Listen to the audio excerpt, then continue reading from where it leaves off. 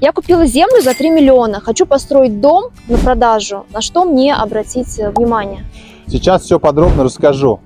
75% успешных инвесторов в недвижимость следуют золотому правилу, что соотношение участка по отношению к дому должно быть 1 к 3. Купили участок за 3 миллиона рублей, значит дом у вас должен примерно стоить 9 миллионов рублей, чтобы соответствовать стандартам рынка и быть инвестиционно привлекательным. Хотите сделать мудрый выбор? Запишитесь к нам на бесплатную консультацию.